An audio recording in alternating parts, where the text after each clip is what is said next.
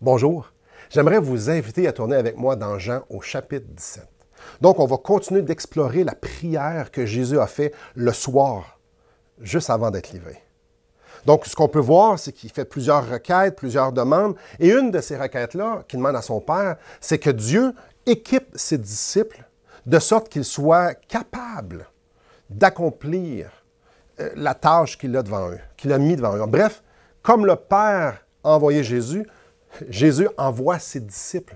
Ils ont besoin d'être équipés. Ils ne sont pas capables de faire ça tout seuls. Juste le fait que Jésus demande cette requête-là et tous les autres nous démontre que tu ne peux pas accomplir la volonté de Dieu par tes propres forces. Tu ne peux pas avancer dans le royaume de Dieu par des efforts humains. Si Jésus prie son Père pour que ça soit produit, c'est parce que on peut juste accomplir la grande mission, en fait, la vie chrétienne, que par la puissance de Dieu. La portion qu'on va couvrir aujourd'hui parle d'unité. L'unité dans l'Église. L'unité entre chrétiens. L'unité entre disciples. On peut facilement comprendre pourquoi Jésus prie pour ça, parce que c'est tellement difficile. C'est difficile d'aimer les gens. Et parfois, c'est nous autres qui sont difficiles à aimer. On n'est pas toujours aimable. Des fois, on n'est pas gentil. Des fois, on fait des choses. On est capable de l'échapper. Dieu nous demande d'être unis. C'est dur d'aimer des gens pas aimables. Et comme je dis, je n'ai pas personne en tête. On est tous parfois pas aimables. L'unité dans l'Église. C'est difficile de servir avec des gens qui sont complètement différents de nous. C'est difficile d'avancer unis dans un groupe alors qu'on souvent va tirer d'un bord puis de l'autre la couverte pour que ça se passe comme nous on veut, comme nous on pense. Chacun a sa direction, chacun a sa vision des choses. C'est dur à avancer unis. Pourtant, Dieu nous demande d'être unis. Dieu veut qu'on soit unis. C'est dur d'être unis. On vit dans un monde hyper indépendant. On vit dans une société où est-ce qu'on se donne le droit de critiquer. Certaines cultures, dont la nôtre, on est vraiment bon pour chialer. Mais ça, c'est un cancer. C'est un cancer pour l'unité, la critique. L'unité. Quand je pense à ça, quand je regarde dans l'Église, quand je regarde dans les églises, il y a différents groupes d'âge, il y a différentes cultures, il y a différents centres d'intérêt. J'ai l'impression qu'on aime ça, être en petits groupes, être avec ceux qu'on s'entend bien, ceux que c'est pas trop difficile. C'est dur, l'unité. C'est difficile à concevoir qu'on doit tout le monde avancer ensemble. C'est dur. Comme dans toutes les autres requêtes que Jésus a fait à son Père, le sujet de l'unité n'est pas différent. Ça demande une intervention divine. C'est pour ça que Jésus a prié. C'est parce que c'est pas facile, c'est pas naturel. L'être humain n'est pas capable de vivre dans le genre d'unité que Dieu veut. Puis quand on parle d'unité, quand on parle de vie d'Église, j'aimerais qu'on puisse, en commençant l'introduction, se poser cette question-là. Est-ce que moi, je suis en train de travailler dans la même direction que Dieu? Est-ce que je suis à la bonne place? Est-ce que je suis en train d'être pour mes frères et sœurs la personne que je dois être? C'est une bonne question à se poser. Ce matin, on va garder ça simple. Ce matin, on va garder ça simple. On va regarder à quoi ressemble l'unité dans le cœur de Dieu. À quoi ressemble l'unité selon Dieu, selon Jésus. Qu'est-ce que Jésus voulait que son Père fasse en nous par rapport à l'unité? Lisons notre texte. Jean, chapitre 17, au verset 20. « Ce n'est pas pour eux seulement que je prie, mais encore pour ceux qui croiront en moi par leur parole, afin que tous soient un, comme toi, Père, tu es en moi, et comme je suis en toi, afin qu'eux aussi soient un en nous, pour que le monde croie que tu m'as envoyé. Je leur ai donné la gloire que tu m'as donnée, afin qu'ils soient un comme nous sommes un, moi en eux, et toi en moi, afin qu'ils soient parfaitement un, et que le monde connaisse que tu m'as envoyé et que tu les as aimés comme tu m'as aimé. » Donc, pour ne pas se perdre, on va y aller par étapes. On va regarder l'unité entre le Père et le Fils, on va regarder l'unité dans l'Église, et aussi on va conclure en parlant du fil conducteur de l'unité, ce qui est l'amour. Donc, commençons l'unité Père-Fils. Verset 21, « Afin que tous soient un, comme toi, Père, tu es en moi, et comme je suis en toi. » En partant, là, c'est très frappant. les croyants devraient avoir une dynamique d'unité comme celle que Dieu a avec son Fils. Wow! Donc, on va regarder brièvement, on va explorer ça très brièvement, on va juste surveiller ça. Le Père est dans le Fils est dans le Père. C'est ce que ça nous dit ici. Wow! On va rentrer dans le cœur de la Trinité. Et là, soyez sans crainte, je ne parlerai pas pendant des heures sur la Trinité. C'est un grand mystère, qu'on va garder ça un mystère. Mais il y a quelques éléments qu'on doit soulever, que le texte soulève. La dynamique entre le Père et le Fils est un modèle pour l'Église, pour l'unité dans l'Église. Donc, on doit aller chercher quelques petites choses. Et le texte nous informe de ça, donc on va rester quand même assez bref par rapport à ça. Le Père est dans le Fils. Qu'est-ce que ça veut dire? Mais si on rentre dans le contexte juste un peu plus large, on va comprendre que le Père est dans le Fils dans le sens que l'œuvre que Jésus faisait était produite par Papa. Dans Jean chapitre 14, la même soirée, au verset 10, on y lit « Ne crois-tu pas que je suis dans le Père et que le Père est en moi? Les paroles que je vous dis, je ne les dis pas de moi-même, et le Père qui demeure en moi, c'est lui qui fait les œuvres. » Donc, nous, souvent, on va voir Jésus et le Père ensemble. Bien évidemment, c'est la Trinité, donc ils sont un. Pour un instant, j'aimerais juste qu'on fasse violence à notre pensée et qu'on isole Jésus. Donc, Jésus tout seul, là. Jésus tout seul n'était pas là pour lui. Jésus n'était pas là pour son royaume propre. Il n'était pas là pour sa renommée. Il n'était pas là pour être reconnu. En fait, non. Lui était seulement là pour accomplir le plan de son Père. Nous, on n'est pas le même. Moi, je parle même. Vous n'êtes pas le même. C'est pas comme ça qu'on fonctionne. En fait, nous, on veut se sentir bien. Nous, on se regarde puis on dit, ben moi, je vais être en sécurité. Moi, je ne veux pas me faire du trouble. Je ne veux pas me mettre dans la misère. On aime se faire aimer. On ne veut pas piler ses orteils au moins possible des gens pour qu'on puisse être reconnu. On a des ambitions, on a des plans, on veut les réaliser. Les êtres humains, on aime ça, se faire aimer, puis on aime que le monde pense qu'on les aime aussi. Les êtres humains, là, on aime se faire reconnaître pour nos bonnes idées. Même si parfois elles ne sont pas toujours bonnes, mais on aime quand même se faire reconnaître pour nos idées, pour notre service. On aime ça, se faire reconnaître pour ça. Mais Jésus, lui, n'était pas comme ça du tout.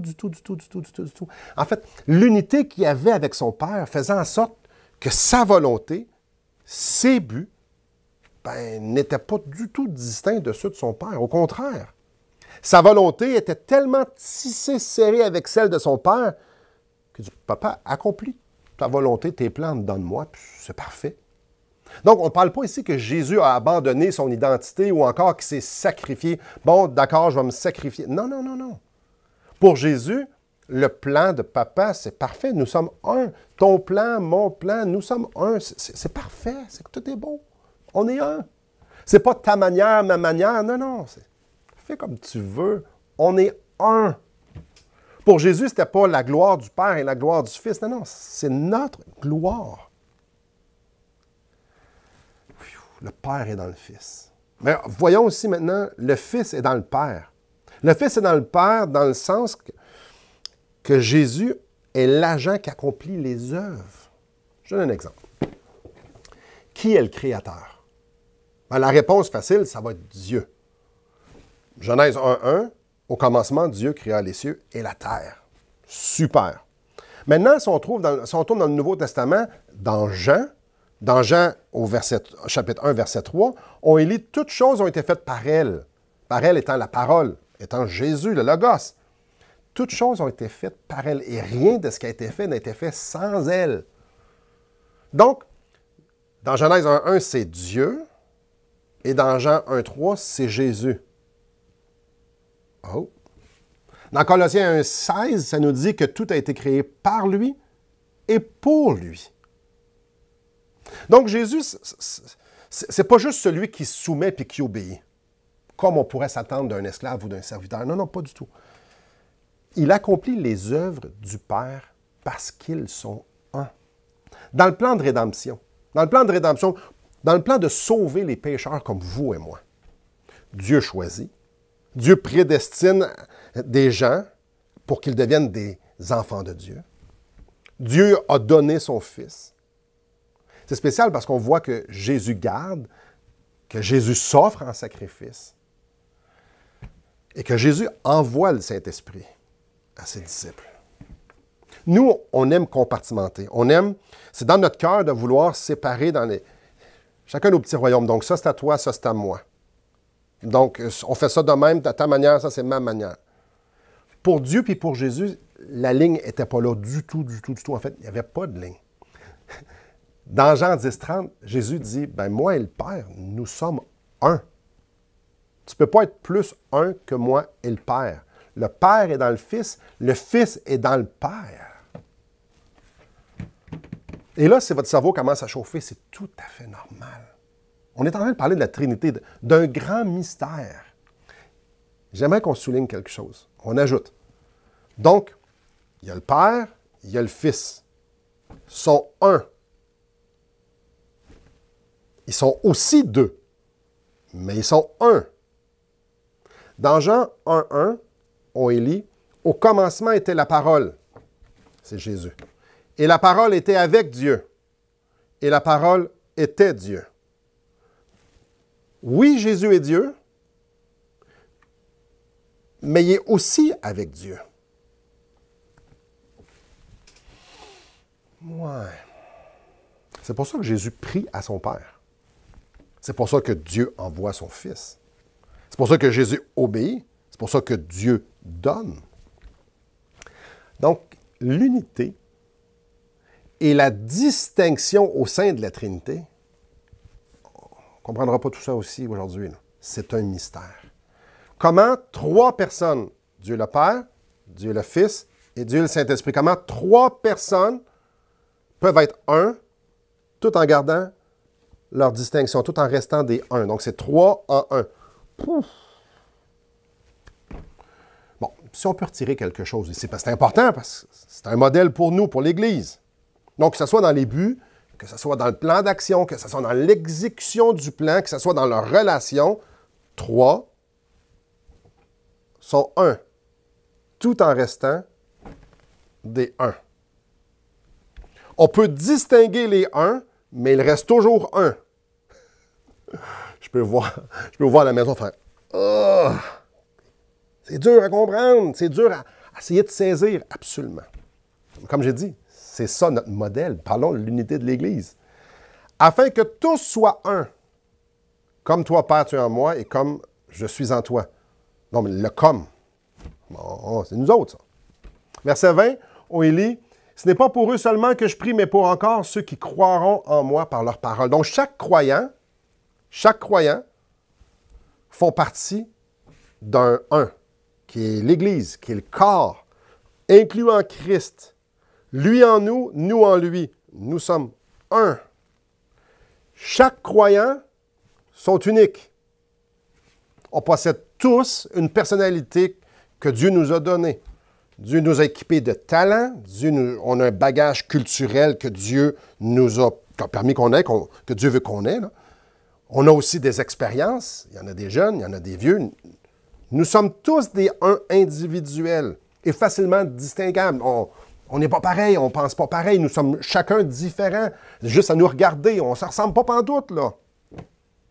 Afin que tous, imaginez plein de un, soient un.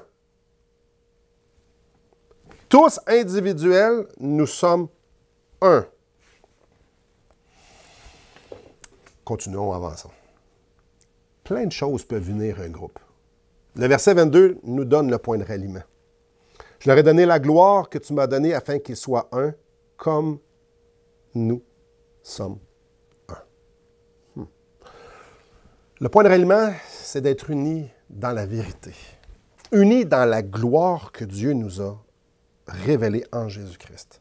C'est quoi cette gloire-là? Bien, ça nous en parle au verset 6. On en a déjà discuté, mais je vais juste aller le relire. « J'ai fait connaître ton nom aux hommes que tu m'as donnés du milieu du monde. Ils étaient à toi et tu me les as donnés et ils ont gardé ta parole. » Jésus nous a manifesté le Père par sa vie et par ses enseignements.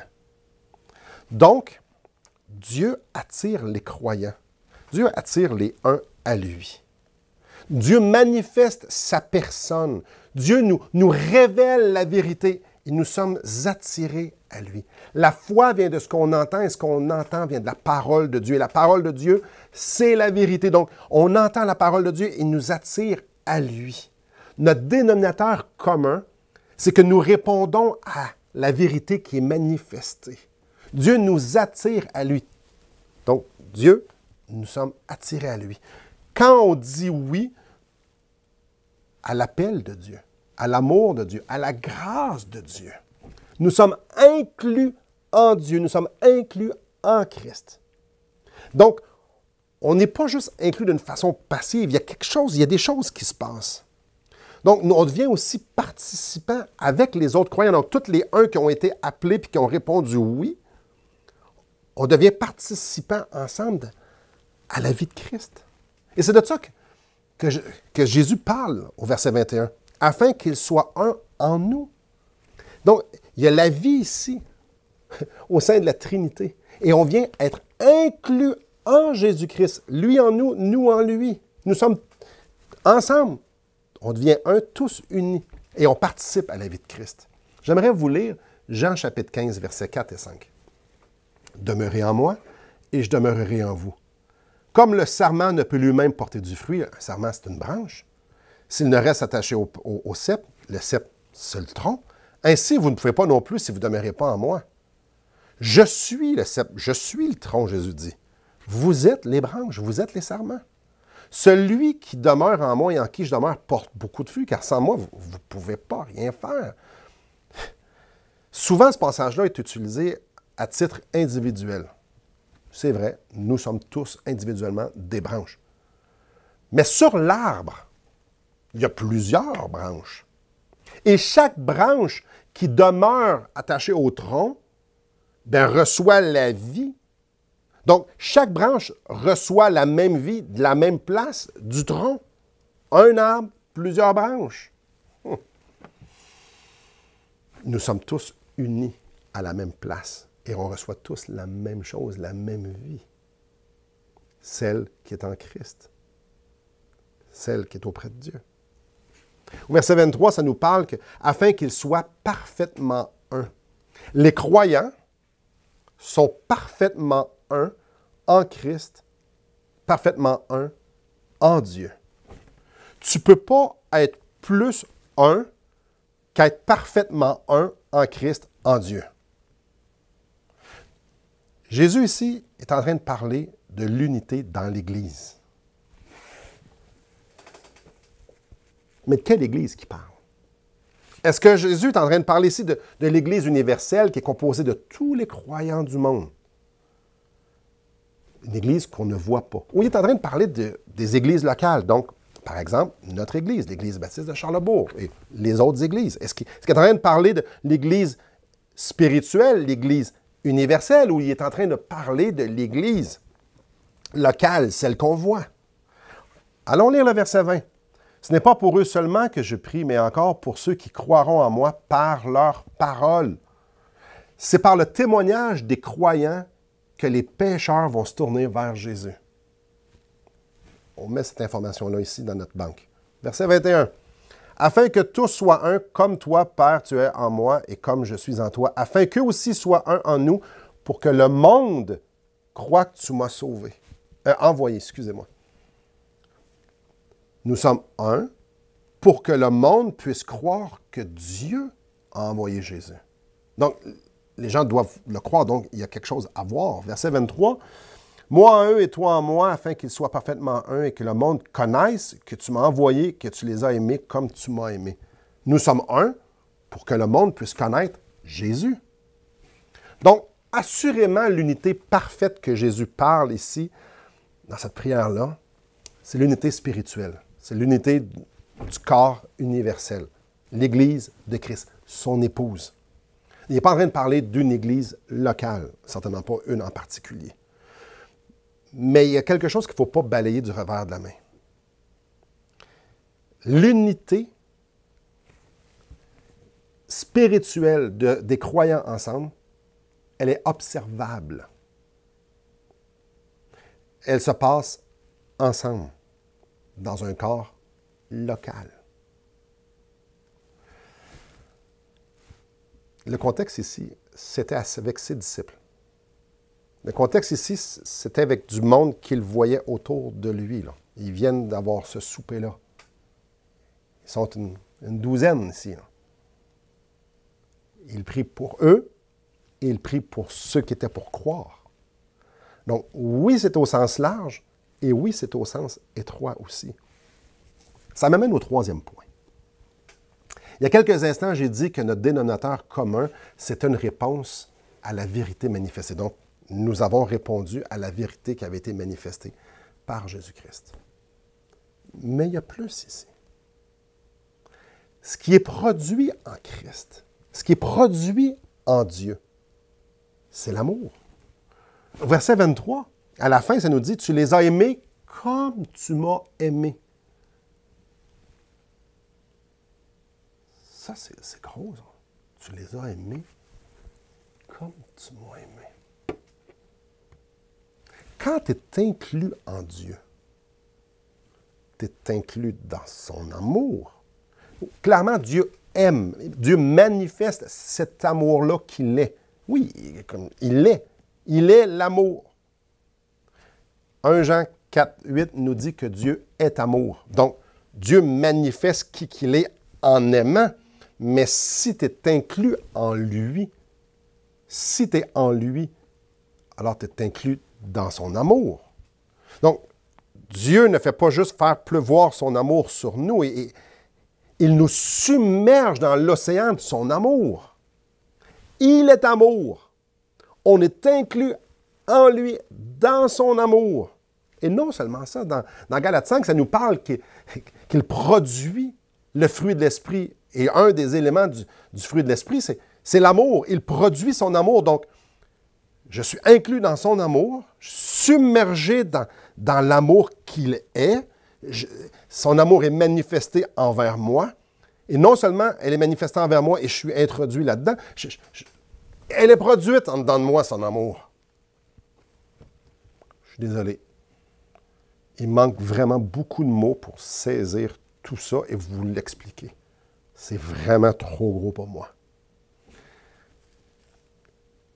Mais si on considère l'amour que le Père et le Fils ont toujours eu de toute éternité, un amour parfait, un amour complet, un amour satisfait.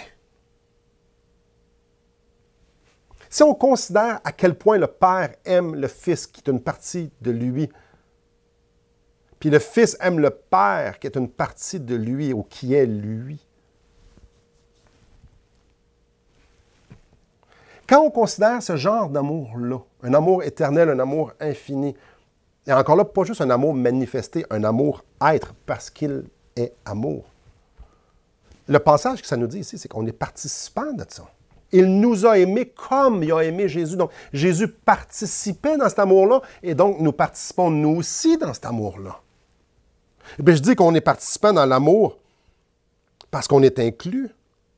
On est participant pas d'une façon passive, parce que ce genre d'amour-là, c'est pas un amour passif. Tu peux pas juste recevoir l'amour de Dieu. Tu peux pas être inclus dans cet amour-là. Tu peux pas que cet amour-là soit produit dans toi sans qu'il se passe rien. Non. Tu peux pas juste la recevoir.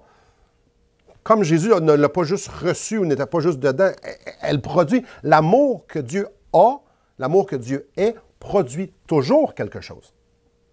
C'est pas un amour que tu reçois. C'est un amour que tu reçois, c'est un amour que tu es, c'est un amour que tu donnes. Encore une fois, c'est normal que notre cerveau soit essoufflé. Lisons ensemble Jean 13, versets 34 et 35.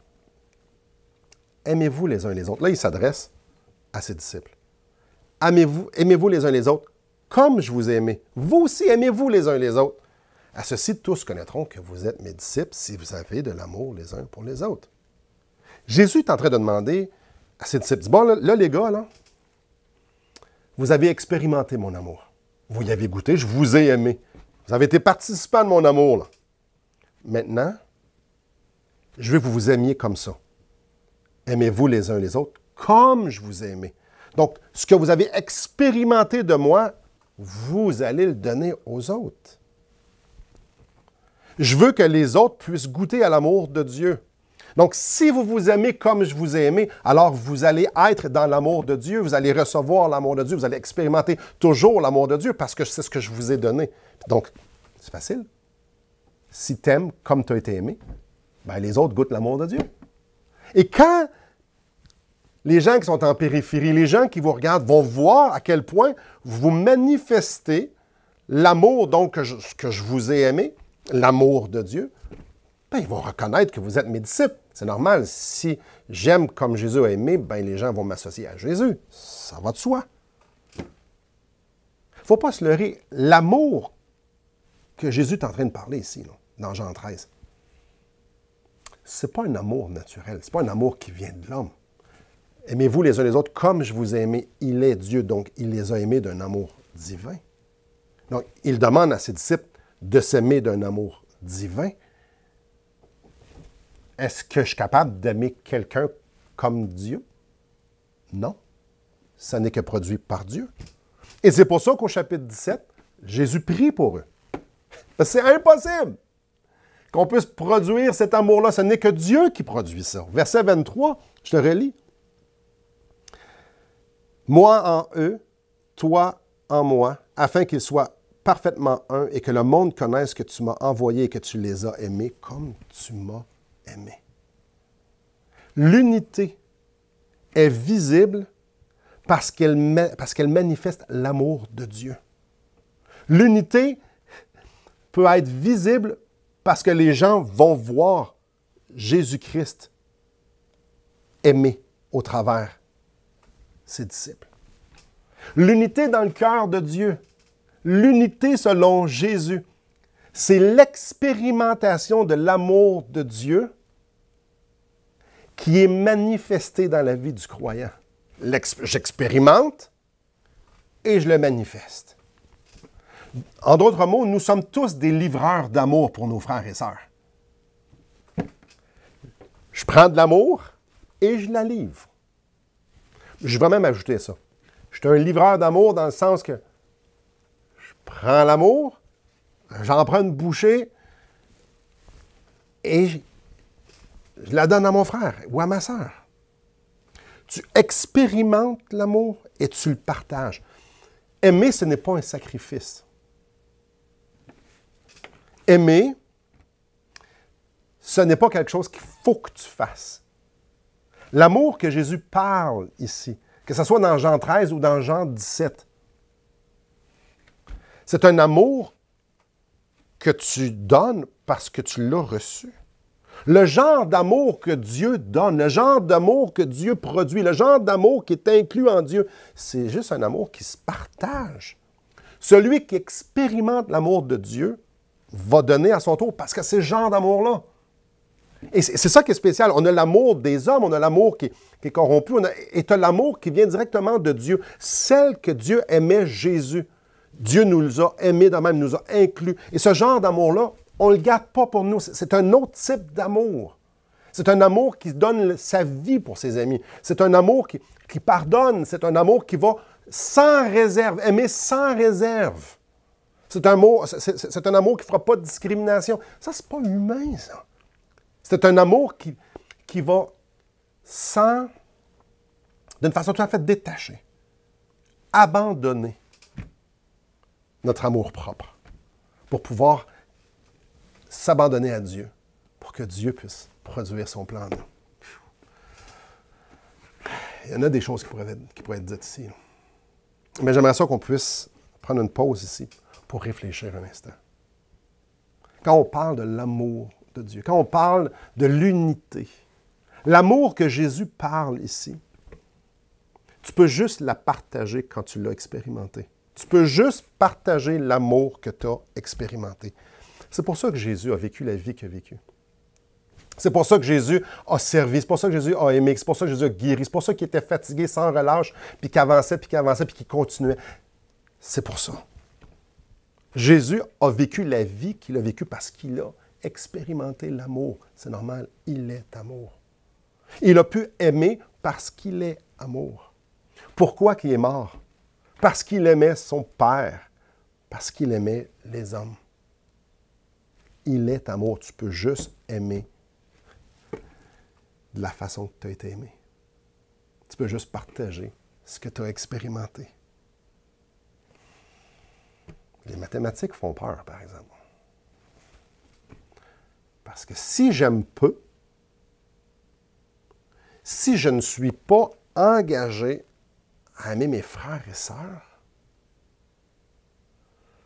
c'est parce que je n'ai pas assez goûté l'amour de Dieu. Si j'ai des réserves, s'il y a des choses que je dis non, s'il y a des choses que si j'ai une limite à l'amour, ben, c'est parce que j'ai mal connu. J'ai mal expérimenté. C'est pas complet, pas mal, c'est juste pas complet. L'unité pour laquelle Jésus priait passait par l'expérimentation de l'amour de Dieu.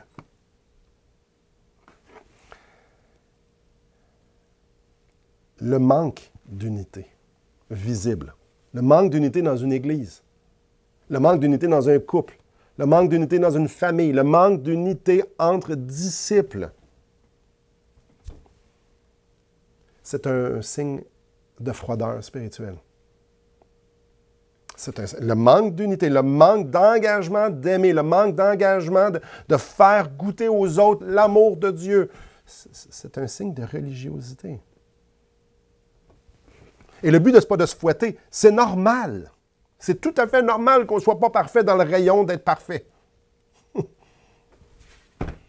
Dieu nous demande, Jésus nous demande d'aimer comme lui il a aimé. C'est normal qu'on ne soit pas parfait. Mais il y a une chose qu'on doit spécifiquement comprendre ici. Si vous avez une chose à vous souvenir de tout le message, c'est ça. On ne travaille pas sur l'unité. Je vais vous dire, voilà, je vais travailler là-dessus. Là. Moi, je vais travailler sur l'unité. Non. La façon qu'on travaille sur l'unité, c'est de se coller sur Dieu.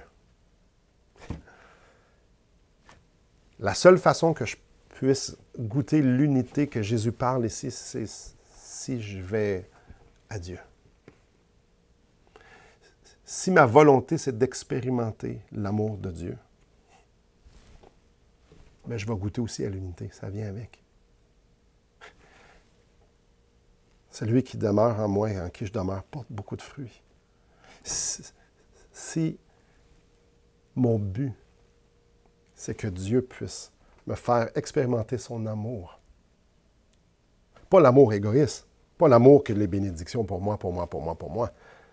Non, l'amour que Jésus avait pour lui puis que lui avait pour Jésus, cet amour divin, cet amour désintéressé, mais hautement passionné, hautement intéressé.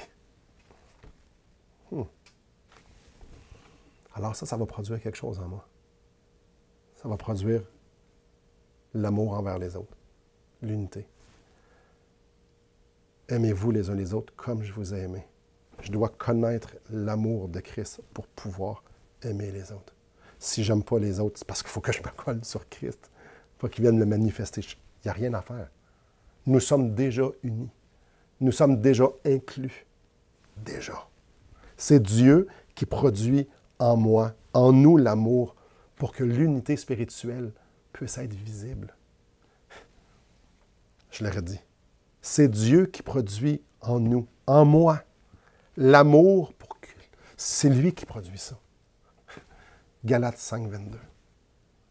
C'est lui qui produit tout ce qui est nécessaire pour que l'unité spirituelle qu'il y a au sein du corps de Christ puisse être visible. Ce n'est pas moi, ce n'est pas vous qui allons nous forcer. C'est nous qui allons expérimenter un amour qui va faire en sorte qu'il va avoir une unité incroyable. On va juste voir Dieu à l'œuvre. On va voir l'amour de Dieu manifesté chez les uns et chez les autres. Donc peut-être vous êtes essoufflé d'aimer, peut-être qu'il y a plein de barrières. Qu'est-ce qu'on fait? Qu'est-ce qu'on fait? En introduction, je vous ai posé la question, suis-je en train de travailler dans la même direction que Dieu? Est-ce que je suis la personne pour mon frère et ma sœur que je dois être? Et en conclusion, voici la question que je vous pose. Suis-je en train d'aimer mes frères et mes sœurs comme Christ m'a aimé? Et inévitablement, la réponse, c'est non. J'espère que c'est non. Pour moi, c'est non, avec honte. C'est honteux, mais je suis très lucide. Je ne suis pas Jésus. Donc, je n'aime pas les gens comme Christ m'a aimé. Ceci étant dit, Jésus a prié pour que je la fasse. Jésus a prié pour qu'on puisse expérimenter l'amour les uns avec les autres, au travers les autres. Et que ça devienne un témoignage vibrant. Donc oui, il faut parler de l'Évangile, absolument, oui, il faut évangéliser. Mais une grande portion de notre témoignage, c'est comment Jésus-Christ manifeste son amour au travers moi, pour vous, et vous pour moi. Donc la solution, si vous n'êtes pas parfait comme moi, je répète la phrase, tu peux juste partager l'amour que tu as expérimenté. Alors on s'en va à Dieu et on dit, Seigneur, je veux goûter à ton amour.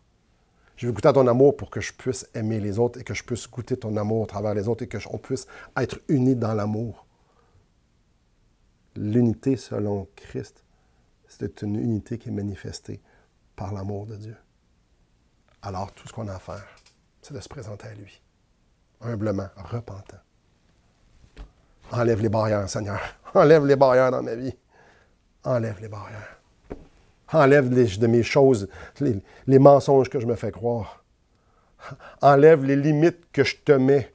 Seigneur, viens me montrer à quel point tu m'aimes. Je veux juste voir ton amour.